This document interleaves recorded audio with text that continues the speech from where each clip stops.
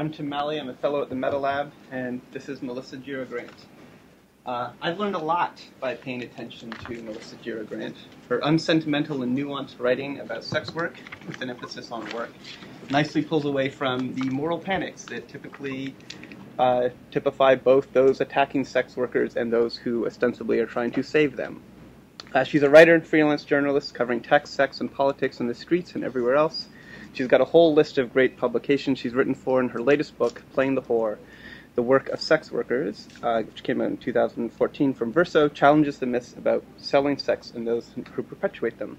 But this talk's not about that. This talk is about her next book, an exploration of the birth and death of the American red light district and what it can teach us about sex, cities, femininity, individuality, and technology. And in particular, I think it's worth thinking about how sex workers often become early adopters of new tech and also canaries in the coal mine for police action and freedom of speech issues around new tech.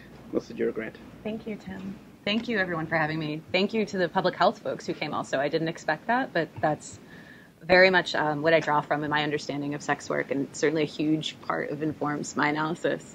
So my book that just came out this year, Playing the Whore, The Work of Sex Work, is very much labor-focused and talks a little bit about the internet and talks a little bit about the history of sex work in the United States. That book has much more of a global focus, and it really addresses labor rights and human rights. This talk takes a little bit more of a specific turn to the United States, looking at the last 100 years of sex work in the United States. I'm going to use some different terms when I'm talking historically about sex work in the United States. So the term sex work itself actually wasn't originated until 1977, 1978. The story goes, there was a conference about pornography and feminism in the Bay Area, and a sex worker activist named Carol Lee attended the conference and saw that one of the panels that she wanted to attend was called the sex use industry. And she raised her hand and said, can we change the name of this? This actually sounds kind of othering. This sounds kind of like saying like people are being used, and it doesn't really give a sense of their agency, their power, their decision making, their choice, their consent. And the room agreed. This room of mostly anti-prostitution feminists said, let's change it. So what do you want to call it, Carol? And she said, can we call it the sex work industry? And they said, great. So that is the birth of the term. But when I'm talking historically, when I'm talking about like the 1890s, for example, I'll be using terms like prostitute and prostitution, even though today many people might not use those terms to describe themselves or what they do. And I opt to using whatever terms people use to describe their work, whether that's sex work, whether that's escorting, whether that's stripping, whether that's camming, whether that's prostitution or hooking or hoeing. Like, there's so many different terms here, but the bottom line is I regard people's self-identification as what matters most. So if you want to follow along, that's my Twitter name and my website and my email address, and that slide will come up again at the end. So does anybody in the room recognize this image? Has anyone seen this image before? Have you seen this image before? This is actually from New Orleans, from 1912. And it's a photograph of a woman who worked in, at the time, what was New Orleans' legal prostitution district called Storyville. And the photo was shot by a photographer named E.J. Bullock. He didn't have a huge career as a photographer. He shot a lot of boring, predictable landscapes, but at some point in 1912 decided to shoot about 75 portraits of the women who worked in the legal red light district, Storyville. And the photos were hidden for a very long time. They didn't actually come into public view until the 1950s, when a photographer named Lee Friedlander found them and purchased the glass plates that they were printed on, which is some of the decay that we're seeing on the edges is from the photographic process itself. And the Museum of Modern Art in New York actually acquired them in 1971. And in some of the images, not this one, but in some of the others, the faces are actually scratched out. And it's not clear at what point that was done. It may have been something that Bullock did himself. It may have been something that happened after the fact as an act of censorship. And it's also not clear why these images were even made. If they were made as promotional materials for the businesses, if they were made as portraits to show the women in their non-work life. Like, it's very hard to tell from an image like this if this is somebody who's relaxing after a shift, if this is somebody who's just hanging out in the front parlor of a house. We don't even know her name, and we don't know the names of many of the people in the Storyville portraits. And why this portrait is so fascinating to me is it's really some of the only material evidence we have of a very brief time in American history from the 1890s up until World War I, when we had legalized red light districts in this country. And there's a reason that they came in so early or so recently in our history in the 1890s, which is at the substance of this talk. But this photo, for me, is something that it's fascinating that it's like even acquired by the MoMA, that it has any kind of reputation of being like a work of art worth holding on to. To me, it's, it's a beautiful image, but it's also a very kind of trace element of this history that we ourselves don't even teach ourselves. And the other reason I love this is some of the ways that we continue to talk about prostitution and sex work seem like they're drawn right from the moment when this photo was taken. These rhetorics of fallen women, of women who are injured, of women who have gone through some kind of trauma just by being associated with selling sex. And this is a very defiant image. And so even though this image is coming from a time when that kind of ideology is taking root in this country, that women must be saved from selling sex and saved from their existence, this woman looks completely at ease with herself. And I love the look on her face, and I love the moment that it comes from. Storyville is really one of the only places in this country that we can rightfully refer to as a red light district. And the reason I say that, even though this is a term you might see if you look in history books, referring to ancient Rome's red light districts, referring to ancient Babylon's red light districts, this is when the red light district came into being, at least as far as people who are print archivists are concerned. This is the Sandusky Register. It's a regional newspaper from Ohio.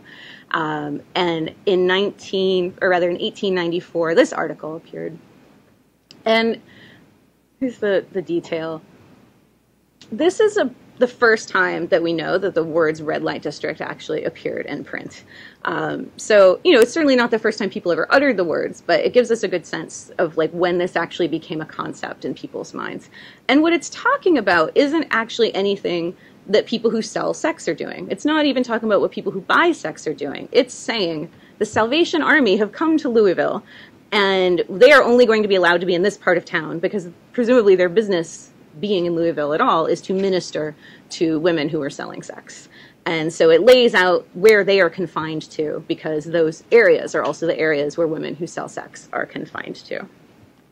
It's something that, even in its origins, has very little to do with the people who sell sex. And it has everything to do with the people who appoint themselves as the regulators of the sex industry. And the press, of course, does their job of using this terminology and sharing it. But, we would be remiss in thinking that the red light district is something that is entirely in our past. This is an image from Boston. Not necessarily, I grew up here. I lived in Massachusetts for 25 years. I know Massachusetts has a deeply puritanical reputation, but I don't find that to be a really useful way to think about sex in America and Massachusetts in particular. This is Cody Lee. We do know her name. And this was shot backstage at a club called the Mousetrap Cabaret in 1975. And it was shot by a photographer named Rosewell Angier. The reason this is significant is because in 1974, Massachusetts obscenity laws were struck down. And for a time, the adult bookstores and peep shows and strip clubs that had been sort of clustered in an area of town known as the Combat Zone, I don't know if people call it that anymore, but people remember that part of town. What would we call that part of town now? Chinatown?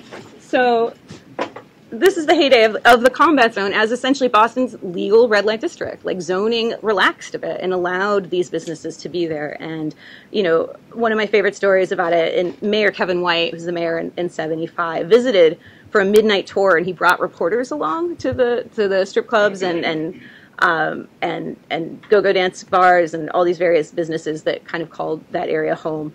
And he's sitting there with a bunch of strippers and reporters, and his quote to the press was, "My idea of a city has room for these places." And I cannot imagine many mayors having the balls and the honesty to say something like that right now, whether or not they believed it. But this is Cody Lee, and I'm glad that we know her name. And I found this image digging through old stories about the Combat Zone, and there was actually a blog where someone wrote like a little bit about this photographer, and in the comments there were like hundreds and hundreds and hundreds and hundreds of comments from old dancers from that era who were trying to get back in touch with each other and sharing their email addresses. So I thought this is going to be a huge arc of my book if I can get in touch with these people and hear what this was like in the 70s.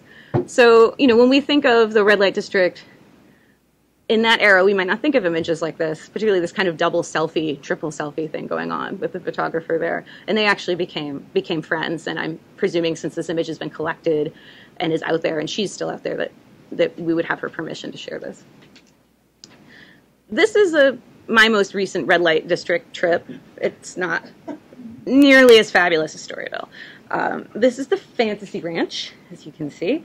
The Fantasy Ranch is covered in aluminum siding, the same color as the sky behind it, just about. This is on Missouri Highway 50 between Kansas City and the Whitman Air Force Base. And it's just sitting there. There's absolutely nothing around it. Like, you're driving, it's blank, it's blank, it's blank. Well, not blank. There's, trees and nature. Sorry, being a New Yorker. And then you see this thing. And I looked it up. Online. On Yelp, it has another name. It's called the $1 Million Fantasy Ranch. And there are absolutely no reviews of it, but there are 2 little short tips. And someone who calls himself George T. on Yelp, he's actually a Yelp elite user from Naples, Florida. He writes that his friend Tim Sully recommends BYOB and get 3 for 1 lap dances. And then there's another review from Tim S. from Wisconsin. I guess it's Sully. And who knows if they ever even went to this place. They may have just been online screwing around, leaving joke reviews for it at the expense of the only strip club in Warrensburg, Missouri, who needs these reviews to get anybody to go there. And if you look it up on Google, the 3rd suggested autocomplete was, is $1 Million Fantasy Ranch still open? So, too bad for $1 Million Fantasy Ranch. Under Fantasy Ranch. Gentlemen's Club. So, and it's also a little more confusing because if anybody knows about the legal brothels of Nevada, which I won't talk about very much because that's sort of a different legal paradigm, they often call themselves ranches. And so to have this place that's like a strip club call itself a ranch, it's a little confusing what might be going on here. There's just no way to even know what's going on here from the highway. You have to go online and figure out what's going on here. And that's sort of where we're at now in this country, where a lot of when we think of commercial sex, it's there just isn't much physical space left for these businesses. There isn't much physical space left for these interactions. And all of them have to be successful commercially, to evade law enforcement, do most of their actual communications online. And that's one of the things that I'm really curious about, is how people find out about these places today, how they find out what happens in them, which many people would say the internet has changed that completely, and I think that's true. But there have also been technologies associated with the sale of sex for as long as sex has been sold. This is a project that nods back to ancient Greece, where it said one of the many classes of prostitutes were called the earth beaters. And they were named that because on their sandals, they had scored in letters the words, "follow me." And so when they would walk, you would actually see this trail left in the dust, and then you could presumably follow them back to their place of business or their home. So as they walked, they would leave this trail behind them. And an artist named Noreen Letty, when she was in residence at I-Beam in New York, reproduced these for the 21st century, and swapping out leather and dust for silver platforms and GPS and Google Maps. So this was 2006, so this was quite primitive compared to where we're at right now with GPS. But what this project produced from this person walking around in these shoes was a trail of dots on a Google map. And presumably you could lock that information and only share it with a trusted circle of friends so that they would actually know where you were. And there was also an alarm system built into it. I mean, this is before apps. So, if you wanted to do something like this today, they could be much more exciting. And she actually adapted a version of this project in a DIY for Make Magazine, which you can go check out and make your own version of these shoes. So whether it's, words in the dust, whether it's GPS, in order to find sex workers, somebody has to be leaving a trail behind them. If you go back and you kind of picture the red light district in your own mind, kind of the version of it that might exist in your imagination, you're probably not going to see people actually having sex. You're going to see traces. You're going to see communication. You're going to see the neon itself. You're not going to see the movement of bodies. So the Storyville version of all of this is the Blue Book. These are fascinating. Brothels did absolutely operate out in the open, but you would find advertisements like this listing the women who worked at them, as well as very lavish descriptions and promises of what you would find on the premises. A lot of the houses had live music, which some people say that's where jazz was born, from the men who were playing piano and other musical accompaniment to the sex that was happening in the brothels. And some of these blue books include the disclaimer not to be mailed, because at that time it fell to the postmaster to regulate obscenity. So here's a sample. ad. Victoria Hall, a member of Miss White's club, as accomplished as she is beautiful, a form equal to Venus, a voice not unlike Patty. I'm not sure which Patty that means. Probably someone super famous in 1897. How could a more accurate description be printed? As in, what are they not going to say about her? And what more could be said? A lot, but you have to go and meet Victoria Hall to find out who Victoria Hall is and what she can do. Even then, there were limits on propriety. So, moving ahead a little bit in time, we get something like this. I grew up with phone books. Did anybody in this room not grow up with a phone book in their house? Maybe. This is how the first escort ad I probably saw was in a phone book, flipping to the E section to see what was in there. And even what I saw was a little more behind the times than this. I don't think there were photographs. I think it was just clip art. But the lips clip art definitely ring a bell. And, kind of these vague promises. It's blurred out a little bit because it was pretty terrible quality. If anybody knows who collects phone books from the 1980s and can get me some of them, I definitely need them to continue this project. If you have some in your garage, whatever. Public library probably has an archive of them, at least they did years ago when I went there. It'll be fun. Hopefully they held on to this particular section in there. The whole book. Maybe oh, gosh. I mean, what's fascinating about this is, there's even credit cards on this. I had to try really hard to find an ad like this that didn't have a web address on it, because there was a moment when, this is literally all you had to go on, right? You would be making this phone call, a shot in the dark. You couldn't have explicit conversations about what might be happening, because to do so, would raise suspicion for the people on the other end of the phone that you might be a member of law enforcement. It's people are trying to conduct this business with the least amount of legal liability possible, which means that they have to put everything in the ad and hope for the best. And one thing that I love about this era of prostitution conducted primarily via phones is it reminds us that this, a call girl couldn't have ever existed before there was a telephone.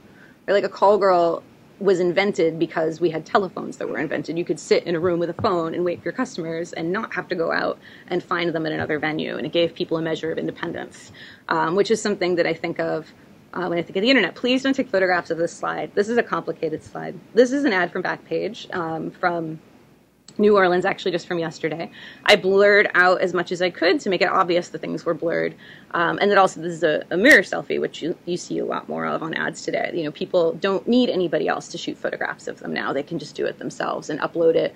This person might not have even needed a computer to create this ad. This could have been created entirely on her phone, which is also opening up connectivity to online advertising for people who might not even have a stable home, but they do have a phone, and then they can make their money with their phone. The reason that I don't want this to be webcast, which it should not be, and the reason I ask people not to photograph it is the same reason I'm going to take the slide out of the show after this, is these ads are meant to be ephemeral. And this person has no opportunity to consent to me showing this ad to you, but I wanted to show at least a little glimpse of what an ad on Backpage would look like and what it might contain.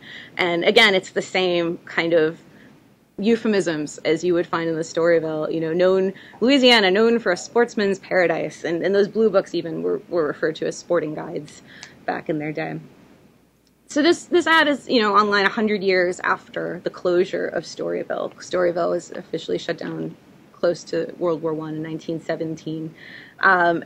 This is a very dangerous thing to show because we live under criminalization in the United States right now. In some ways, law enforcement are much more powerful in they're certainly much more powerful in their ability to control prostitution and to criminalize people involved in selling sex and to incarcerate them and to give them criminal records that will follow them for the rest of their lives. In this era in Louisiana, before prostitution was legalized in Storyville, you found people getting citations, fines. There are even records, if you go back to antebellum Louisiana, of prostitutes filing writs of habeas corpus to get their coworkers out of jail when they were being held too long. They had access to the legal system in a way today that sex workers just don't have access to redress through the legal system. Most people are pleading out. So this is a very dangerous kind of material to have circulating for somebody. And it makes even talking about this complicated because we don't know. How can you talk about something if you can't give an illustration of it? I have done sex work and I don't talk about my own experiences in my talks because it's not about my own experience, but also because I just don't want to have to worry about that. I don't want to have to know what might be trailing after me after I leave the room. And hello to our members of law enforcement who are listening. So One thing to keep in mind looking at these three different kinds of ads is, what drives all of these changes in advertising aren't just the technologies available for publication and distributing ads, whether you got it in your saloon or in your phone book or on your web browser, but also patterns of law enforcement. But even more than law enforcement, which I just talked about a little bit, patterns of urban development and gentrification. Contrary to what people in media and law enforcement believe when they talk about things like an online red light district, which you hear more and more of these days, it's impossible to actually conduct prostitution entirely on the internet. Like, you do have to meet somewhere. and we should not confuse advertisements for prostitution with prostitution. And we should not confuse people who publish ads with those who actually run prostitution businesses, which we will come back to in depth. Staying in the 1890s for a second, in the winter of 1899, the Everly sisters, pictured here, Ada and Minna, were headed to Chicago to open what they would call the finest brothel in the United States. And Karen Abbott wrote a fantastic book about the sisters called Sin in the Second City, which I recommend completely. And Karen Abbott says about this time in the United States, segregation was a term that referred primarily to sex rather than to race. The red light district is where women were segregated from the wives. They were regarded as impure and inferior, and so therefore having a segregated vice district was seen as a way to control and contain that. And they would be marked and therefore easily identified and avoided.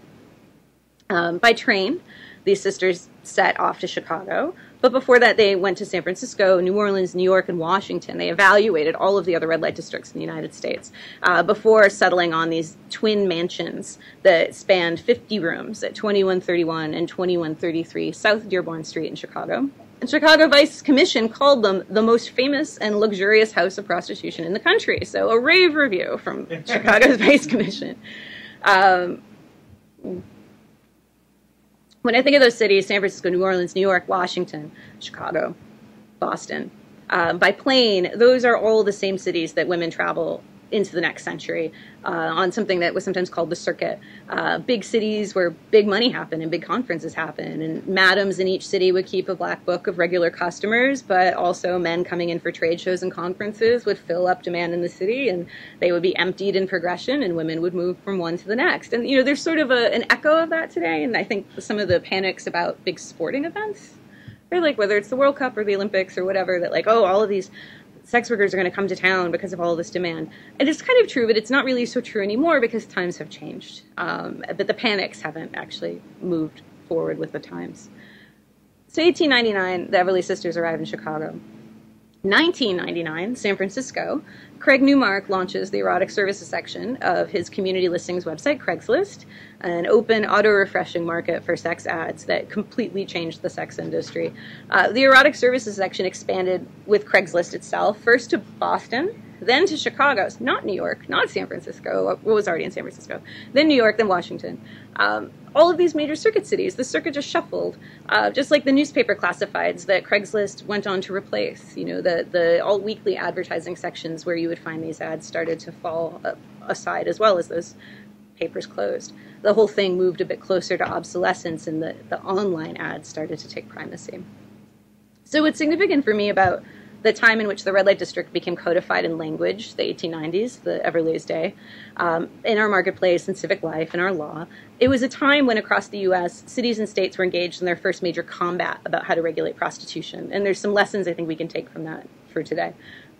So the 1890s saw the first legalized, regulated commercial sex districts in major U.S. cities, but it also saw the first wave of state-by-state copycat legislation to allow them, kind of in the way that anti-abortion groups today like kind of make a bill one place and just hammer it and try to push it through from state to state to try to find new ways to outlaw abortion.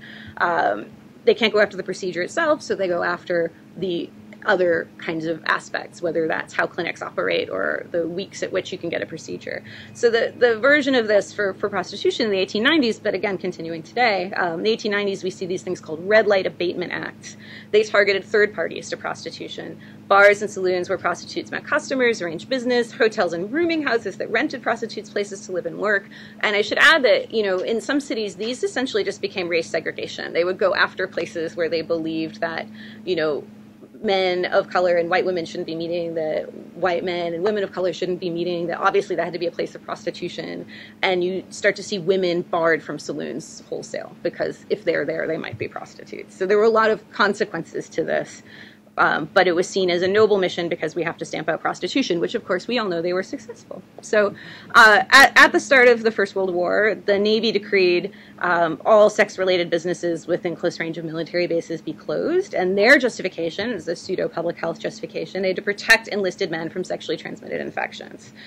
So of course we know we wiped out syphilis in the military. So based on all of the layers of fear and opportunity, whether that's urban development, disease, race, Storyville, one of those last remaining legal red light districts, was closed. In 1916, 47 cities had closed their red light districts. Washington, D.C. area prostitutes actually fought back. Others did in Chicago. There were marches of thousands of prostitutes against the closure of the red light districts. This is a letter that Washington, D.C. prostitutes wrote to the New York Evening Journal. It says, knowing that public opinion is against us and the passing of the Kenyan red light bill is certain, we, the inmates of the underworld, want to know how the public expects to provide for us in the future. We don't want homes, which is in quotes, like rehabilitation homes.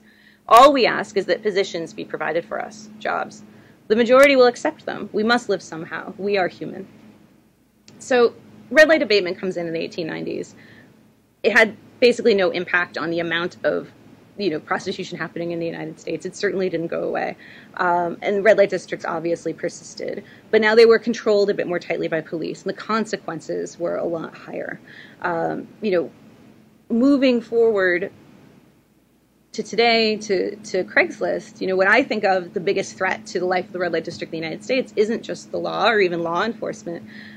It's law enforcement in tandem with gentrification. It's the fact that we don't actually have these spaces anymore. If you look to Times Square in New York and you think of Rudy Giuliani in the 90s, he didn't just need the NYPD to get rid of Times Square. He needed Disney to come in and repopulate Times Square. And then to finish the job, he needed Craigslist, which is maybe giving Craigslist a little bit too much credit, since they were far from the first website people used to buy and sell sex. In the mid-1990s, sex workers and customers were already connecting over Usenet, listservs, message boards led to online ad directories, which were a lot more formalized. One of the largest is called Eros Guide. It launched in 1999. For sex workers, the internet has provided the same thing it has for everyone in business: direct, continuous, and sometimes aggressive communication with your customer base. So as a result, the third parties now, they aren't saloons. They aren't the blue book publishers. They look quite different. You pay a cut of your earnings not to the agency who can afford to place an ad in the yellow pages. You can afford your own much cheaper ads online, whether that was free on Craigslist or a nominal fee on a site like Backpage. In place of a madam to get you your customers, maybe you just hire a web developer to make a website for yourself. And through the internet, even if no one in your own private life knows that you're a sex worker, you can find support on message boards, on blogs, on Twitter, Facebook, and YouTube, where sex workers are sharing stories and building their own communities.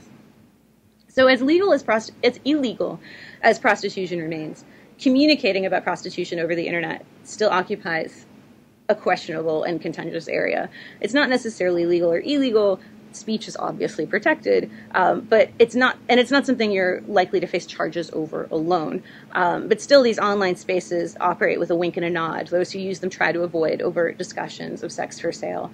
And so far, courts have sided with the website owners in protecting them from liability. They use a section of the Communications Decency Act, Section 230, which exempts web publishers from responsibility for user-generated content. And every time a law has been proposed to take down these online sites, they have, in states anyway, they have won on those grounds. The law has been thrown out as unconstitutional. So despite these legal protections, though, lawmakers and social reformers today, like their progressive era counterparts, are still going after sex workers' third parties. They're still trying to make business harder for sex workers. And, in particular, they did zero in on Craigslist. Here's Craigslist CEO Jim Buckmaster with now Senator Blumenthal from Connecticut. In 2010, he was part of a campaign to pressure Craigslist to remove sex ads. There was a very contentious hearing in Washington. After they were successful getting ads off Craigslist, they realized, oh no, they've just moved somewhere else. They should have known that. They did know that. They didn't care. Who knows? You could drive yourself into a very dark place trying to question the motives of policymakers. But they then went after Backpage. So law enforcement now admit that these sites actually aid them in doing police work, you know, even in identifying people who may have been forced into the sex trade. Almost all of these sites now have some kind of hotline or ad or something that directs people to resources. And people who are doing health outreach to sex workers also use these ads to find people. It is the easiest way to find people, which is why they're super fascinating to law enforcement. So at the same time as they're saying we love these sites because they help us find and track people, the National Association of Attorneys General have called for the closure of both Craigslist and Backpage. There's a new bill right now in the Senate called the SAVE Act, directly targeting ads that Dianne Feinstein, fan of the internet and free speech, of course, is one of the co-sponsors, as well as the senator from Illinois who described the Backpage owners as his least favorite whoremongers at a press conference in the last few weeks, which begs the question who his favorite whoremongers are. I don't know who wrote those remarks for him. I'm sorry. So it's a very complicated moment where people are trying to define what's going on these sites, and everyone has their own agenda. You know, campaigners and anti-prostitution campaigners and law enforcement want to describe what the sites are doing, not just as speech or communication or commerce or business, but as a crime. And I'm reminded here of a headline that an editor put on one of the first stories I wrote about Craigslist back in 2008, which is Craigslist CEO, not a pimp, just enormously helpful to prostitutes. So that is the crux of the issue to me. It's really like, why are you trying to describe a website as a pimp? Is a pimp a web publisher? Here's something that was in the New York Post recently. Hookers turn homes into brothels on Airbnb. Pimp my... You gotta love the New York Post, too, because they're so consistent. But where is a brothel? Is a brothel any apartment that anybody has put on Airbnb? What makes it a brothel? A sex worker walking over the threshold? Like, this is sounding like kind of like Old Testament. Like, you know, what... Maybe a brothel is something now that a woman who sells sex just carries with her where she goes, you know. And do men who sell sex do it in brothels? Because we tend not to apply this word to them. We don't have all of these fears in public campaigns about men who sell sex, even though men do sell sex. You know, where is the brothel now? Are we going to start talking about the brothel in the cloud? Like, God, you know, like this is like a really... Where is the brothel in the Internet of Things? You know, like, are pimps and brothels becoming relics of the past? You know, now that the business is changing. Someone I love to give a hard time to, the Sudhir Venkatesh, I call him a stunt sociologist. He wrote a book about sex work in New York called Floating City. And I love this idea. He's still promoting that we've, you know, sex work is still in this floating world, even though we're in the 21st century, very obviously. And he gives you this kind of idea that where sex work is happening is this, like, fantasy place. It's, like, totally unmoored from the real world. It's, like, some secret place that only he has access to and nobody else does, and you need him to go there, which is very clearly not true. But this idea of, like, floating and drifting is worth digging into a little bit, despite Venkatesh. You know, the very first laws that were passed in America to target prostitution were actually not against selling sex, but against women believed to be selling sex. They would go after them for things like vagrancy, which also has a really, you know, complicated history in Jim Crow South as well. The idea of, like, these people shouldn't be here. We're just going to get these people off the roads who shouldn't be here. A woman walking alone at night, what is she doing? What could she possibly doing? You know, I love that at a time we used to call those women tramps, you know, and thinking of, like, the very gendered nature of the tramp. This is something Kathy Weeks has written a lot about in her book, The Problem with Work. The idea that, you know, the tramp or the whore is somebody who is objectionable not because of their low status or because of their sexuality, but because they're shirking work, and work is where we get our goodness. So, you know, the real problem we told isn't that these people have a problem making ends meet, it's that they've got no boundaries and they're going where we don't want them to go. So I want to go back to a tantalizing question from the beginning. Is the Fantasy Ranch still open? So the Ultimate Strip Club List entry for the $1 Million Fantasy Ranch has 56 reviews, an average rating of 3 stars. It's pretty good. On December 10th, 2013, a guy named KCJHawk123 gave the atmosphere 3 stars. The dancers 3.5. You can separate that out. And he says the BYOB thing is weird, but not a huge deal. So props to those guys on Yelp. They apparently were really there. May 15, 2010, there's a YouTube video actually shot inside the $1 Million Fantasy Ranch. A guy named Rick Ryan, apparently the same elderly, bespectacled man who posted the video, who was in it interviewing a dancer at the Fantasy Ranch. Her name is Sarah. I'm not showing the video because I presume at some point in her life, Sarah will say, Rick Ryan, why did you put this on the internet, and remove it. But she laughs when he's interviewing her and says her name, and she says, this is one of the best jobs you can have. And he says, oh, girl, I can imagine you in the bedroom. And she rolls her eyes, but like just a little bit, like not enough to totally break the thing. The next day, May 16th, there was a review of the Fantasy Ranch on the Ultimate Strip Club list, and it begins Strange Times on Highway 50. People get very literary with their strip club reviews. So all of this interests me, this material production of these spaces online that has very little to do directly with selling sex, but like this presence that they have online that is breaking through all of the stigma we have to not talk about these spaces and to sort of make them real to people, make them places people could get into. It interests me because so much of it is happening between men. And that is interesting to me because, as far as we know, men invented the red light district. So here's the story. I think it's true. I've repeated it to a ton of people by now. It's at least as true as those Yelp reviews. Theoretically, railroad workers, 1890s, when they left a shift to go visit a local sex worker or prostitute, they'd say, it was said they would take along a red light, a signal light with them, and leave it outside the door. And the purpose of that was so if their boss needed to find them, they could make them come back to work. The red light has nothing to do with advertising prostitution. It has nothing to do with saying sex sold here. It's like, I'm blowing off work, boss, come and get me. It is absolutely about labor and very little to do with sex. So that explains why it's not until 1894 that we get the term red light district in print in the Sandusky Register. This red light, just like these reviews on the Ultimate Strip Club list, is a message that's exchanged between men. And we know that many times those men are also the police. So, a little elegy for the red light district before we stop. We could say that peep shows and porn theaters and street-level sex work, particularly those conducted in mixed-use neighborhoods like Times Square, New York, and if you want to know kind of a definitive history, or a very definitive personal history of the red light district in Times Square, I recommend Samuel Delaney's book, Times Square Red, Times Square Blue.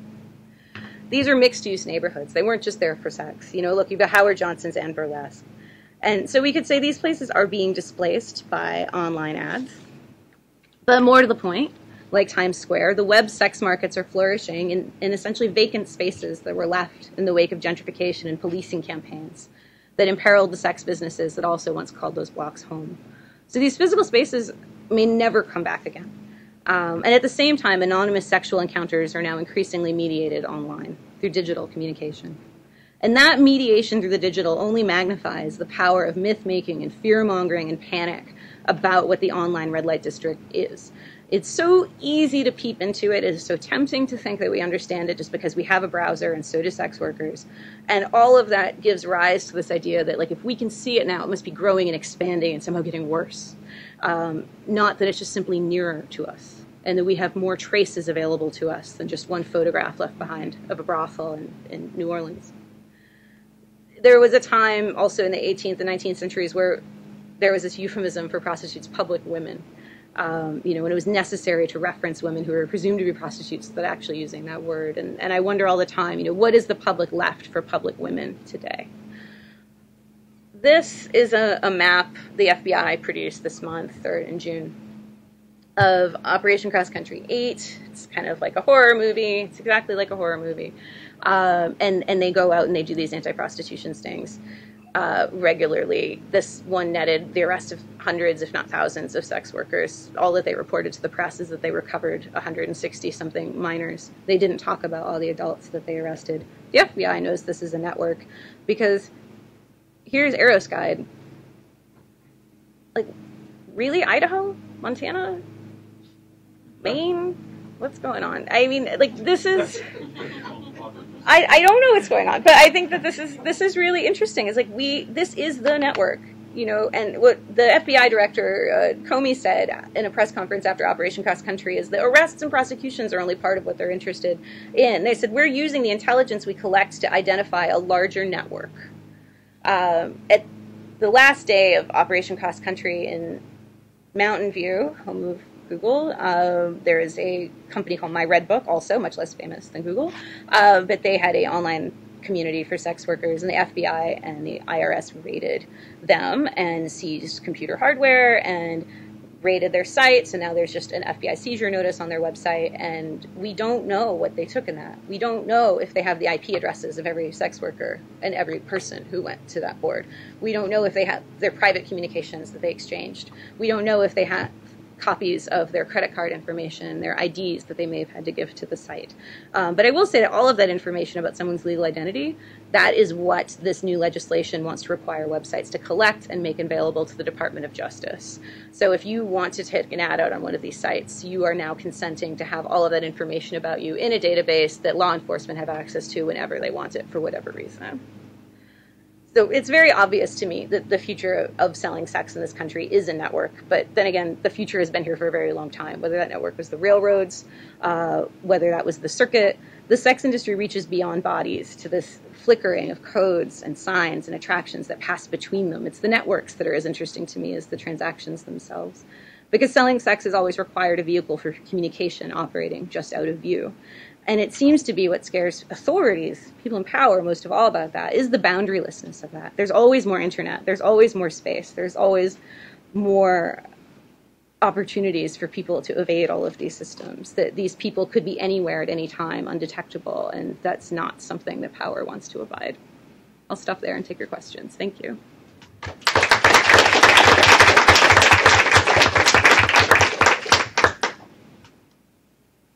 And can someone remind me how much time we have for questions? We have about 15 minutes. Okay. Who wants to go first? Yeah. I was just seeing if any women had hands up first. Okay, you go first.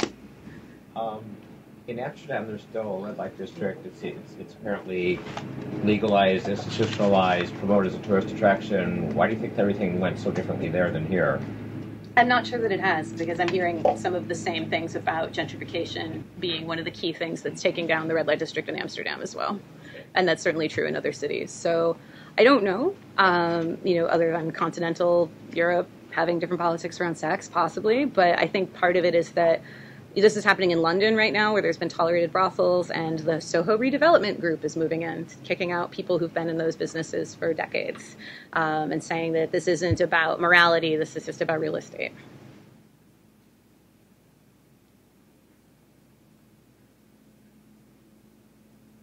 More questions? Yeah. Who was that artist who had done the update of the Greek sandals? Because that actually sounded really fascinating. Her name is Noreen Leddy. Leddy, and you can also go to the aphroditeproject.tv, and all of the documentation and how-to is there. In terms of private social networks that we often talk about in this group, or technology for, is any of that entering into the sex work domain? And the technology of private social networks. Sure. Alluded to it a little bit, but there is, and there's two things going on. One is that they are often really lo-fi. So one group that I was a part of when I was working in order to vet customers off of a list of people who had been dangerous was a Yahoo group. Probably not the most secure place on the planet to be exchanging this information, but given what people had access to, we were using that as a group of workers who all knew each other in one city to share private information with each other. I know that people are trying to build a replacement for My Red Book, the site that the FBI and the IRS seized. And those are some of the questions they're asking is, how do we do this in such a way that we don't just make ourselves targets? I think that if you're going to have something like Noreen Leddy's project, for example, that map to protect people where they can have a trusted group of friends who could see their location on a map and where they are, you would have to have non-sex workers using it too. It would have to be mixed use, just like Times Square, right? Because otherwise you just make yourself a law enforcement target or a target for predators or hackers or people who have some ill intent to get that information. That leads to exactly a follow-up question. Could dating sites overlap with virtual red light districts, or is there a class of dating sites that become mixed use in this sense?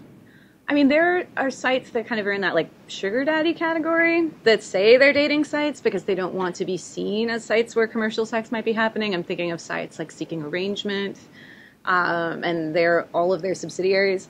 who kind of pose as a dating site that's non-commercial, even though the drop-down fields include things like annual net worth and, total net worth and annual income.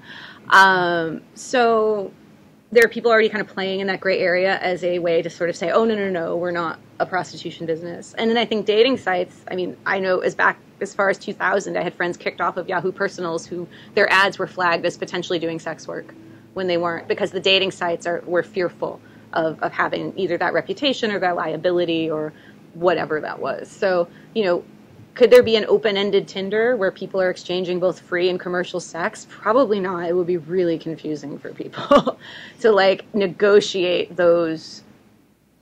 Part of what's happening, why these sites are segregated, why these advertising sites are segregated, is because people don't want to have explicit conversations about money that might incriminate them.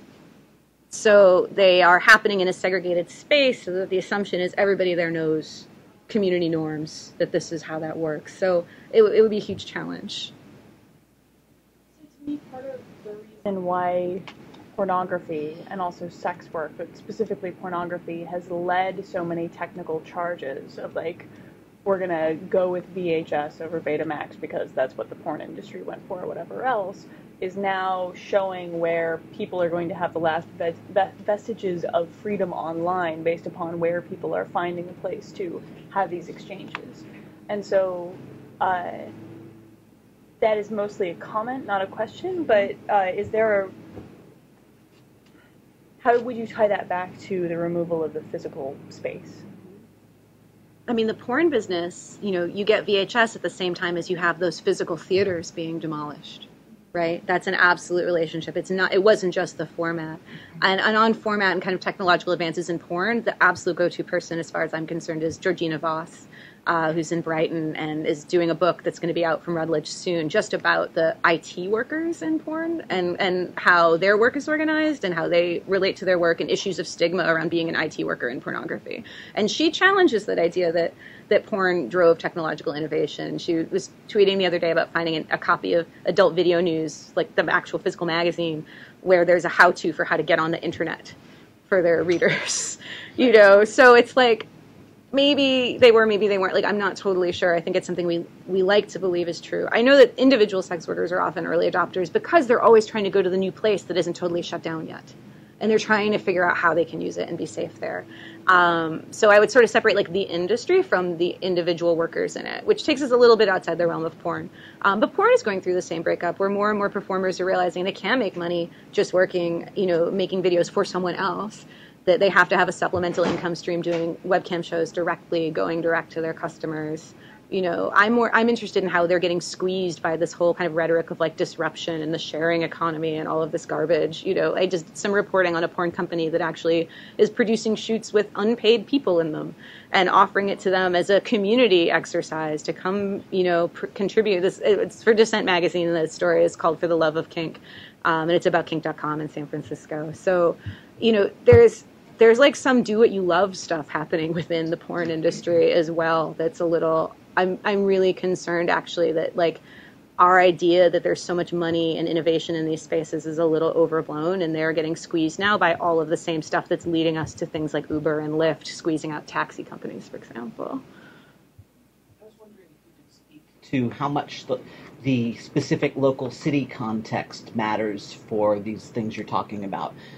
San Francisco as a place with lots of above-board sex businesses and lots of above-board sex workers also is facing huge gentrification. Mm-hmm. But that might work slightly differently in places where the gentrification looks different. Mm-hmm. Chicago is not San Francisco, is not Atlanta, is not Miami. And there's also the world of suburban sex work, for example. So I was wondering if you could talk about those kinds of geography that might still matter, sure, even in a world of online publicity. In San Francisco, when I was just there in March on book tour, I was talking to folks at St. James Infirmary, which is the sex worker health clinic there. I had the privilege of working for 2 years and doing their website and their social media. It was really nice. But they were talking about how there's aggressive 24/7 police presences in the parts of the Mission, the very rapidly gentrifying neighborhood that's also sort of like a playtime destination for a lot of the new younger tech workers moving into the city, and so are some of the only people who can afford to live there. So they're drawing a connection between the increased policing and to protect the new people coming in. And what they're reporting is that the squeeze is really on people who already have the fewest resources. So if you can work indoors, if you can work in a strip club, if you're working primarily online, you don't need to have any physical contact with people to get customers, then you can evade some of that police harassment. And San Francisco was unique in having actually a task force on prostitution in the 90s, where the recommendation was to decriminalize prostitution, which they did not do. They took it to the voters in 2008, and I think like 42% supported it, but it didn't pass. But what happened at that point was the police were essentially told, like, free game on anybody on the streets. We just want to move them into strip clubs. We want to move them into peep shows. We don't want to have to see it on the streets. And that seems to be one very common thing in cities is, do what you're going to do, but do it behind closed doors in a fancy, nice, classy place.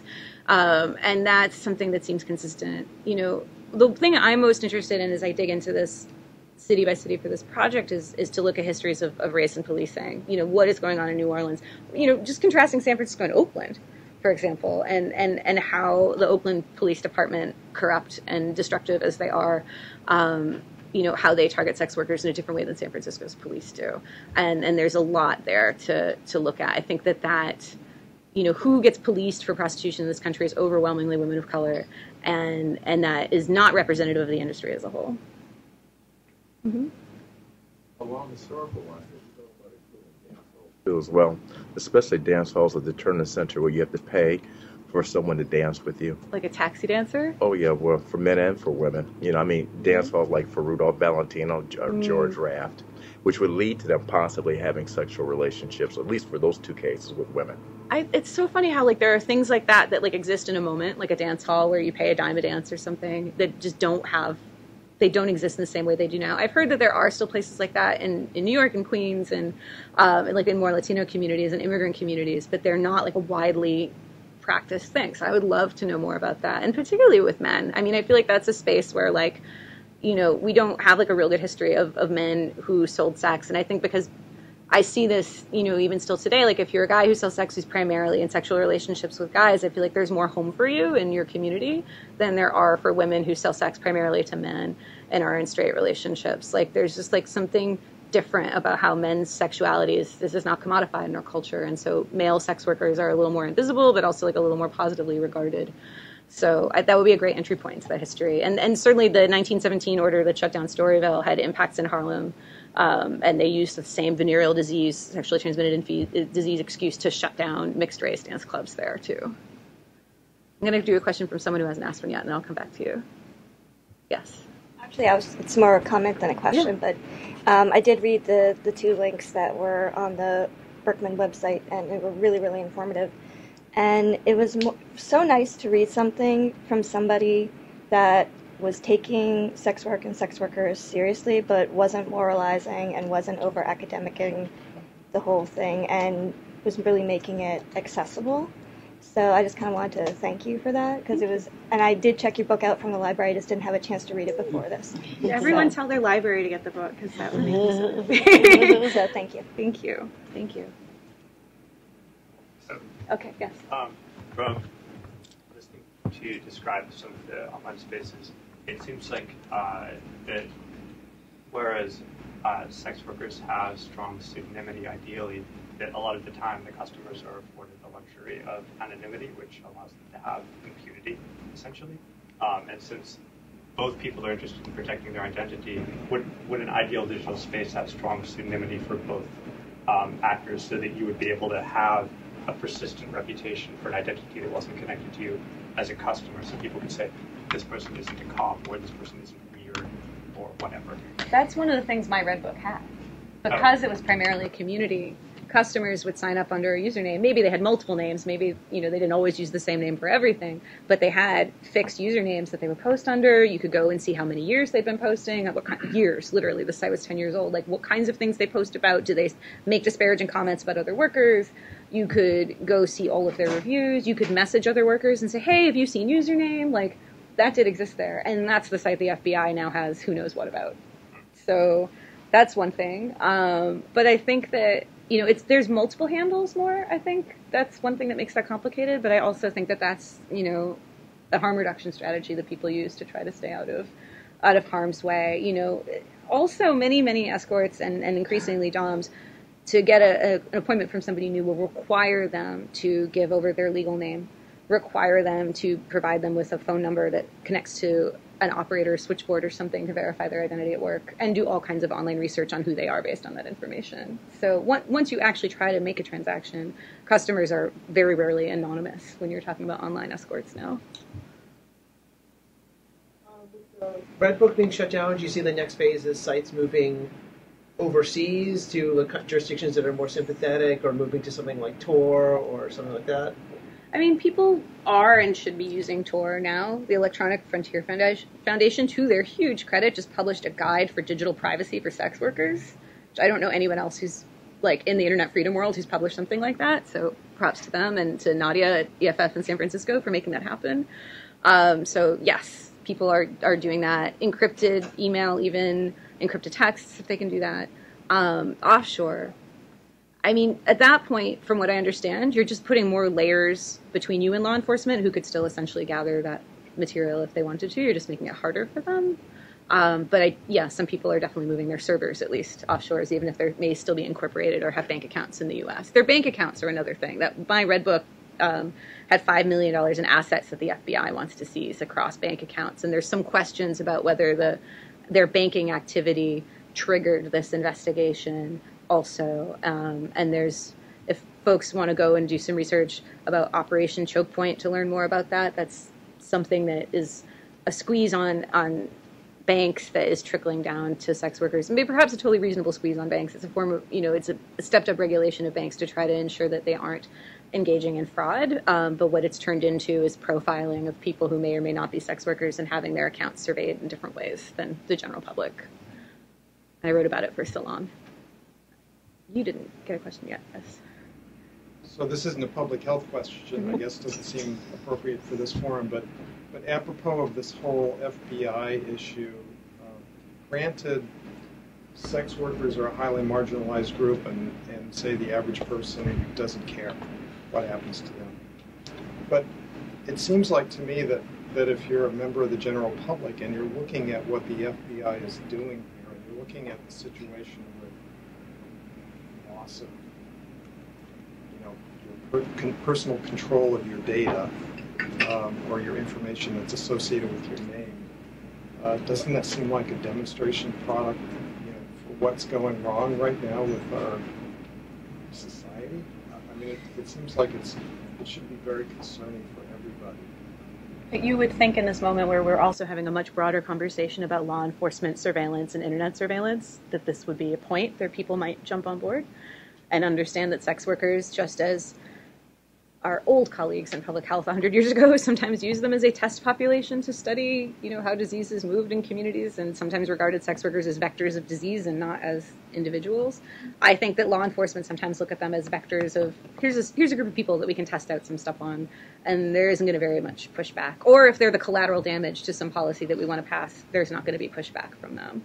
And sex workers are politically disenfranchised, and like I said, don't have the same access to recourse in the legal system that, very few people do, but they certainly don't. And I think that, there's an opportunity for public outcry here that is desperately needed. And I think that what stops it from happening is that police can rely on the marginalization of sex workers experience from the public too. I mean, it just seems no less unethical to me than what was done with prisoners and studies of antibiotics, 70 years ago. Mm-hmm. It's just astounding. Yeah. And it's, it's something that's shifting. I mean, it may not sound like much in this room, but the fact that EFF is standing up on this, I think, is significant around the My Redbook case. And, there were also 19 people in the House of Representatives who voted against this bill that I talked about that would force websites to comply with law enforcement preemptively. And they opposed it actually on the grounds of mandatory minimums that were included in the bill. It wasn't like a sex workers' rights defense, but it was around criminalization. So I think that's important to highlight, too. What's the name of that bill? Failed. The SAVE Act. Okay. Oh, it didn't fail. Oh, okay. It passed the House. There were Okay. like 100. There was It like passed- 19 opposed. It passed the House, It but passed the House, and there's a Senate version of it in progress. okay. And I'm told the ACLU is also doing some work on this. Sort of the opposite of the last question, actually. Have you seen either sex work or the new kind of moral panic, especially among evangelicals, about human trafficking? Have you seen that used by law enforcement or the intelligence community as a justification for pervasive surveillance in the way that narco-terrorism is starting to be on? Absolutely, from the FBI. I mean, I never heard the FBI saying, using things like gender-based violence as an excuse for law enforcement in quite this way. But, when they went and arrested hundreds of sex workers and incidentally had contact with 160 minors, they only press released about the minors.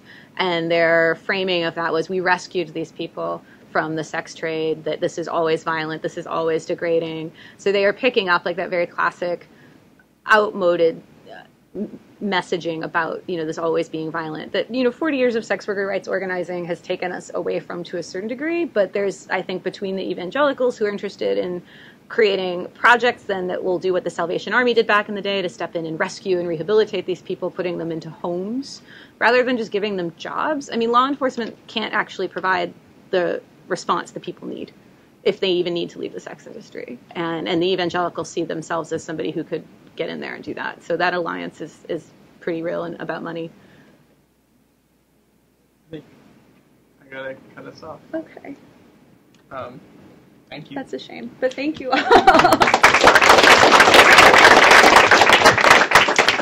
are certainly welcome to hang around. I will, and if folks want to know the second best way to get my book after the library, you can go to Verso's site and buy a digital download directly from them. There is DRM on it, but your money won't be going through Amazon, and that's good for all of us.